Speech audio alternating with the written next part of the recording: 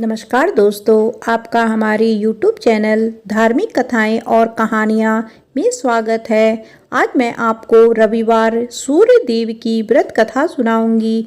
अगर आपको यह कथा अच्छी लगी तो आप वीडियो को लाइक, सब्सक्राइब और शेयर जरूर कीजिएगा। आइए सुनते हैं रविवार व्रत कथा। प्राचीन काल में एक बुढ़िया रहती थी। वह नियमित रूप से रविवार का व्रत करती। रविवार के दिन सूर्य उदय से पहले उठकर बुढ़िया स्नान आदि से निवृत्त होकर आंगन को गोबर से लीपकर स्वच्छ करती। उसके बाद सूर्य भगवान की पूजा करते हुए रविवार का व्रत कथा सुनकर सूर्य भगवान का भोग लगाकर दिन में एक समय भोजन करती। सूर्य भगवान की अनुकंपा से बुढ़िया को किसी भी प्रकार की चिंता व कष्ट नहीं था।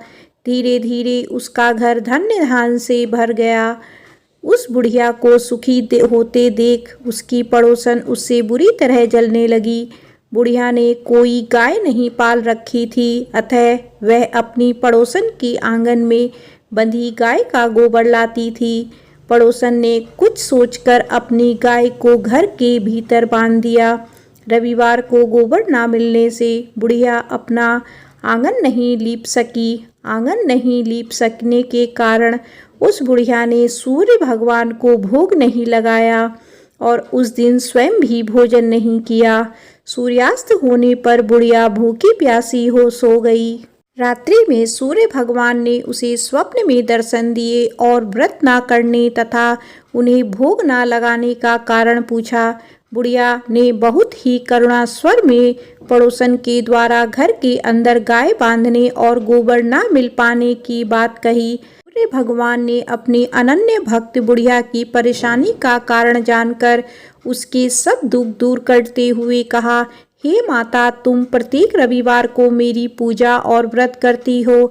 मैं तुमसे अति प्रसन्न हूँ और तुम्हें ऐसी गाय प्रदान करता हूँ जो तुम्हारे घर आंगन को धन्य धान से भर देगी। तुम्हारी सभी मनोकामनाएं पूर्ण होगी। रविवार का व्रत करने वालों की मैं सभी इच्छाएं पूरी करता हूँ। मेरा व्रत करने व कथा सुनने से बाद स्त्रियों को पुत्र की प्राप्ति होती है। स्वप्न में उस बुढ़िया को ऐसा वरदान देकर सूर्य भगवान अंतर्ध्यान हो गए। प्रातःकाल सूर्य उदय से पूर्व उस बुढ़िया की आंख खुली तो वह अपने घर के आंगन में सुंदर गाय और बछड़े को देखकर हैरान हो गई। गाय को आंगन में बांधकर उसने जल्दी से उसे चारा खिलाया। पड़ोसन ने उस बुढ़िया के आंगन में बंधी सुंदर गाय और बछड़े को देखा तो वह उससे और अधिक जलने लगी। तभी गाय ने सोने का गोबर किया। गोबर को देखते ही पड़ोसन की आंखें फट गई। पड़ोसन ने उस बुढ़िया को आसपास ना पाकर तुरंत उस गोबर को उठाया और अपने घर ले गई और अपनी गाय के गोबर को वहां रख आई। सोने के गोबर से पड़ोसन कुछ ही दिनों में धनवान हो गई। गाय प्रतिदिन सूर्य उदय से पूर्व सोने का गोबर किया करती थी और बुढ़िया के उठने से पहले पड़ोसन उस गोबर को उठा ले जाती थी। बहुत दिनों तक बुढ़िया को सोने के गोबर के बारे में कुछ पता ही नहीं चला। बुढ़िया पहले की तरह हर रविवार को भगवान सूर्य देव का व्रत करती रही और कथा सुनती रही। लेकिन सूर्य भगवान को जब पड़ोसन की चालाकी का पता चला तो उन्होंने तेज आंधी चलाई। आंधी का प्रकोप देखकर बुढ़िया ने गाय को घर के भीतर बांध दिया। सुबह उठकर बुढ़िया ने सोने का गोबर देखा। उसे बहुत आश्चर्य हुआ। उस दिन के बाद बुढ़िया गाय को घर के भीतर बांधने लगी। सोने के गोबर से बुढ़िया कुछ ही दिन में बहुत धनी हो गई। उस बुढ़िया के धनी होने से पड़ोसन बुरी तरह जल भुनकर राख हो गई और उसने अपने पति को समझा बुझाकर उस नगर के राजा के पास भेज दिया। राजा को जब बुढ़िया के पास सोने के गोबर देने वाली गाय के बारे में पता चला तो उसने अपने सैनिक भेजकर बुढ़िया की गाय लाने का आदेश दिया। सैनिक उस बुढ़िया के घर पहुंचे। उस समय बुढ़िया सूर्य देव को भोग लगाकर स्वयं भोजन ग्रहण करने वाली थी। राजा के सैनिक ने गाय और बछड़े को खोला और अपने साथ महल की ओर ले चले। बुढ़िया ने सैनिकों से गाय और बछड़े को ना ले जाने की प्रार्थना की, बहुत रोई चिल्लाई, लेकिन राजा के सैनिक नहीं माने। गाय व बछड़े के चली जाने से बुढ़िया को बहुत दुख हुआ। उस दिन उसने कुछ नहीं खाया और सारी रात सूर्य भगवान से गाय व बछड़े को लौटाने के लिए प्रार्थना करती रही। सुंदर गाय को देखकर राजा बहुत खुश हुआ। सुबह जब राजा ने सोने का गोबर देखा तो उसके आश्चर्य का ठिकाना ना रहा। उधर सूर्य भगवान को भूखी प्यासी बुढ़िया को इस तरह प्रार्थना करते देख उस पर बहुत करुणा आई। उसी रात सूर्य भगवान ने राजा को स्वप्न में कहा, राजन, बुढ़िया की गाय और बछड़ा तुरंत लौटा दो, नहीं तो तुम पर विपत्तियां का पहाड़ टूट पड़ेगा, तुम्हारा महल नष्ट हो जाएगा। सूर्य भगवान के स्वप्न से बुरी तरह भयभीत राजा ने प्रातः उठते ही गाय और बछड़ा बुढ़िया को लौटा दिया। राजा ने बहुत सा धन देकर बुढ़िया से अपनी गलती के लिए क्षमा मांगी। राजा ने पड़ोसन और उसके पति को उसकी इस दुष्टता के लिए दंड दिया। फिर राजा ने पूरे राज्य में घोषणा करवाई कि सभी स्त्री पुरुष रविवार का व्रत किया करें। रविवार का व्रत करने से सभी लोगों के घर धन्य धान्य से भर जाएंगे। चारों ओर खुशियां छा गई। सभी लोगों के शारीरिक कष्ट दूर हो गए। राज्य में सभी स्त्री पुरुष सुखी जीवन यापन करने लगे। बोलो सूर्य भगवान की जय। आइए सुनते हैं भगवान सूर्य नारायण की कथा। एक ब्राह्मण था, वह सूरज भगवान का भक्त था। नहाता धोता कहानी कहता था, पर कमाता कुछ भी नहीं था। ब्राह्मण घर में रहता तो ब्राह्मणी बार बार कमाने के लिए परेशान करती। बाहर कहीं जाता तो अड़ोसी पड़ोसी भी उसे निकम्मा कहकर अपमानित करते। अतः एक दिन वो नहा धोकर अपने पूजन की सामग्री लेकर वह जंगल में चला गया। वहाँ एक सूखे पीपल का पेड़ के नीचे बैठकर पूजा पाठ करी और सूरज भगवान की कथा कही। वहाँ पीपल के पास एक सूखा सा तालाब भी था। उसमें थोड़ा सा ही पानी था। उसी पानी से लोटा भरकर सूर्य भगवान को जल चढ़ाया। पूजा का जल बहकर पीपल और सूखे तालाब में भी गया। जल के जाते ही सूखा पीपल हरा भरा तथा सूखा तालाब साफ पानी से भर गया। उस जल में सूर्य भगवान दिखाई देने लगे और कहने लगे, ब्राह्मण, मांग तू क्या मांगता है। ब्राह्मण ने सुना तो वो घबरा गया। सोचने लगता है पीपल में कोई भूत रहता है। रोज जब वह पूजा करता तभी आवाज आती। सुन सुनकर वह चिंता के कारण दुबला होने लगा। ब्राह्मणी कभी कभी ब्राह्मण से मिलने जंगल आती थी। उसने ब्राह्मण से पूछा, आप प्रतिदिन दुबले क्यों हुए जा रहे हैं। तब ब्राह्मण ने सारा हाल बताया। तब ब्राह्मणी ने कहा कि आपके बाद ही आवाज़ आती है ना। मुझे तो लगता है कि सूर्य भगवान स्वयं आते हैं। इस बार जब आवाज़ आए तो तुम सब कुछ मांग लेना। ब्राह्मण ने बोला, कैसे मांगूं? ज़्यादा कुछ कहना होगा तो मैं भूल जाऊंगा। कोई ऐसी तरकीब बताओ जिससे कम शब्दों में ज़्यादा कुछ मिल जाए। ब्राह्मणी ने कहा, तुम इस प्रकार कहना, 9 खंडे महल के अंदर सोने के पालने में पड़पोते को दास दासियां द्वारा खिलाते अपनी आँखों से देखूं। इस प्रकार लंबी उम्र, महल, बेटे पोते, पड़पोते और धन सब मिल जाए। क्योंकि जब धन होगा तभी तो सोने का पलंग, दास दासियां होंगे और आंखें घुटने ठीक होंगे। तभी तो पड़पोते को सोने के पालने में झूला झूला सकेंगे और देख सकेंगे। दूसरे दिन पूजा के बाद आवाज़ आई तो ब्राह्मण ने वैसा ही कहा जैसा ब्राह्मणी ने समझाया था। सूरज भगवान ने कहा, दिखने में तो भोला भाला लगता है, पर एक ही बार में सब मांग लिया। सूरज भगवान ने कहा, जा तेरी इच्छा पूरी होगी। ब्राह्मण जंगल से घर आया तो देखा कि उसकी टूटी हुई झोपड़ी की जगह एक नौखंडा महल खड़ा है। दास दासी आ जा रहे थे। ब्राह्मण ने उनसे कहा, यहाँ मेरी झोपड़ी और बूढ़ी ब्राह्मणी थी, कहाँ गई? उस समय महल की खिड़की से एक सुंदर औरत गहनों और सुंदर कपड़ों से सजी हुई बाहर आई और ब्राह्मण से बोली, आ जाओ, ये अपना ही घर है। सूरज भगवान ने तुम्हारी मनोकामना पूर्ण कर दी है। ब्राह्मण ने कहा, हम इतने धन का क्या करेंगे? ब्राह्मणी ने कहा, धन से क्या नहीं होता, दान पुण्य यज्ञ होम करेंगे। फिर ब्राह्मण ने वैसा ही किया। अब सब राजा की जगह ब्राह्मण का गुणगान करने लगे। राजा ने यह सब सुनकर ब्राह्मण को बुलाया और पूछा, कल तक तो आपको खाना भी नहीं मिलता था, आज ये धन कहाँ से आ गया? कहाँ से चोरी डाका डाला? ब्राह्मण ने कहा कि यह सब तो सूर्य भगवान की कृपा है और सारी कहानी राजा को बता दी। राजा ने कहा, मेरे पुत्र नहीं है तो मुझे क्या करना चाहिए? ब्राह्मण ने राजा को सूर्य भगवान की पूजा की विधि बताई।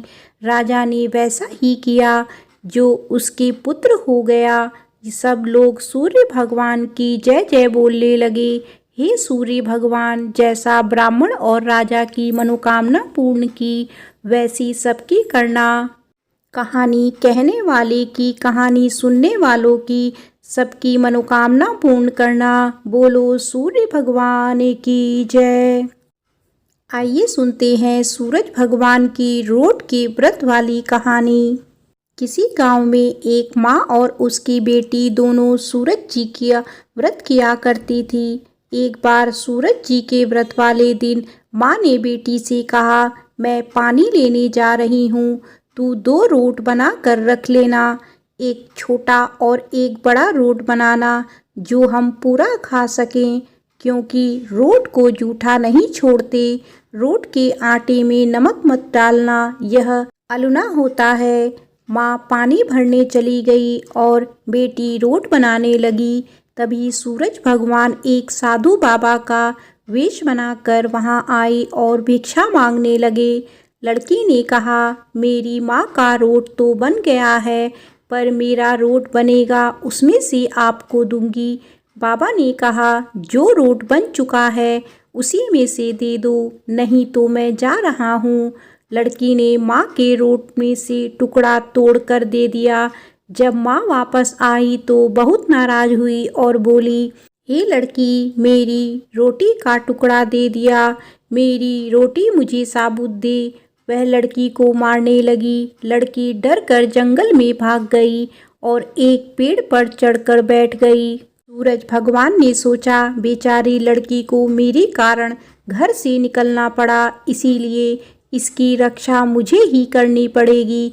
सूरज भगवान रोज उसके लिए चूरमे का एक लड्डू और एक लोटा पानी भेज देते थे।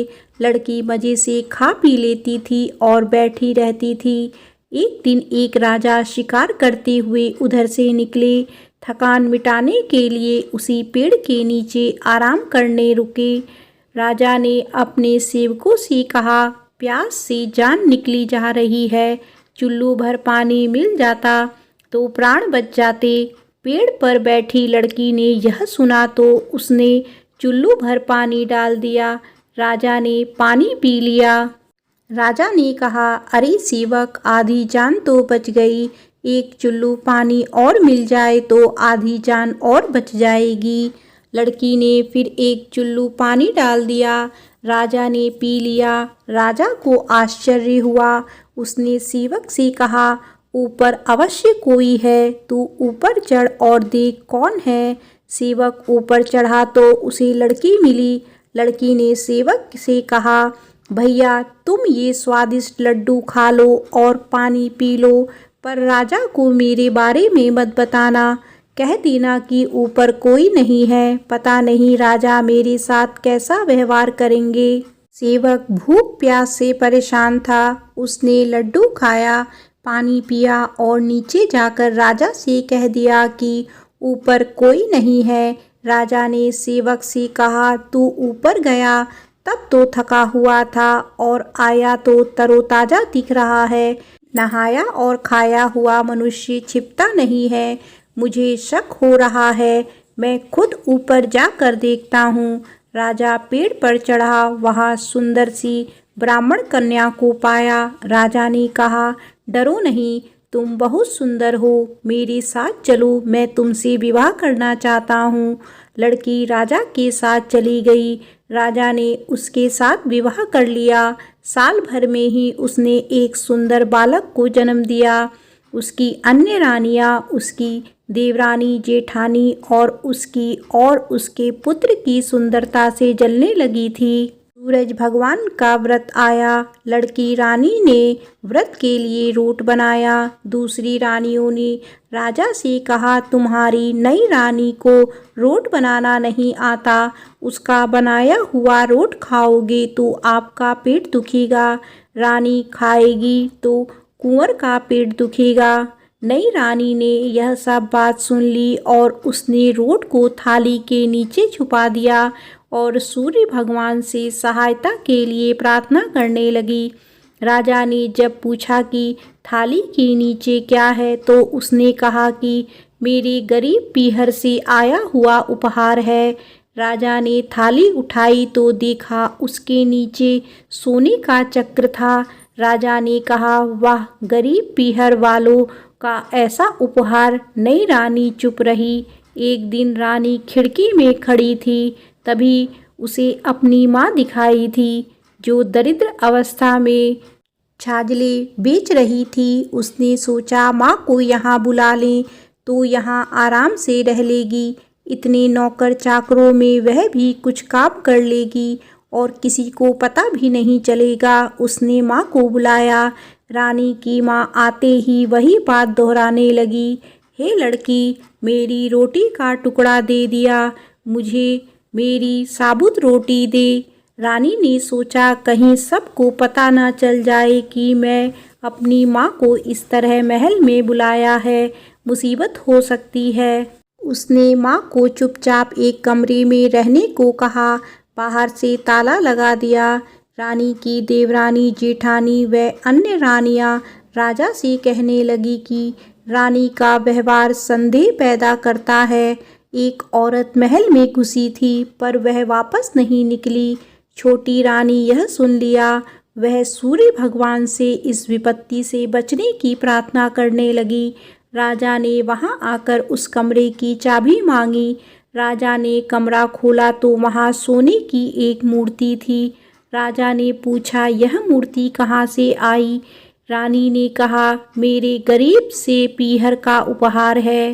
राजा ने कहा, तुम्हारे गरीब पीहर से इतने कीमती उपहार आते हैं, मुझे तुम्हारा पीहर देखना है, हम वहाँ चलेंगे। रानी ने फिर सूरज भगवान से मदद मांगी। सूरज भगवान ने कहा कि मैं सवा पहर की व्यवस्था तो कर दूंगा, लेकिन फिर मुझे दूसरी नगरी में उजाला करने जाना होगा। सूर्य भगवान ने जंगल में माया नगरी बसा दी। महल, झरोखे, बाग बगीचे, रिश्तेदार आदि सब माया से बना दिए। महल की रसोई में कई प्रकार के व्यंजन बन रहे थे। सबसे मिलकर और खा पी कर रानी ने राजा से वापस चलने को कहा। राजा ने कहा, जल्दी क्या है, थोड़ा आराम कर ले। रानी ने बड़ी मुश्किल से राजा को वापस चलने के लिए मना लिया और वे रवाना हो गए। थोड़ी दूर जाने के बाद राजा को ध्यान आया कि उनकी कटार वहीं रह गई है। राजा ने सेवक को कटार लाने भेज दिया। सेवक वहां गया तो देखा कि वहां जंगल के सिवा कुछ भी नहीं था। कटार झाड़ी में पड़ी मिली। कटार लेकर सेवक आया और उसने यह सब राजा को बताया। राजा को पहले ही शक था। उसने तलवार निकाली और गुस्से में आकर रानी से सच बताने को कहा। रानी ने सब कुछ सच सच कह डाला और सूरज भगवान की कृपा और मदद के बारे में भी बताया। यह सब सुनकर राजा बहुत खुश हुआ और रानी को सूरज रोट का व्रत अच्छे से करने को कहा। रानी का मान और बढ़ गया। हे सूरज भगवान, जैसा सुख उस लड़की को मिला वैसा ही सुख यह कहानी कहने और सुनने वाले को भी देना। बोलो सूरज भगवान की जय।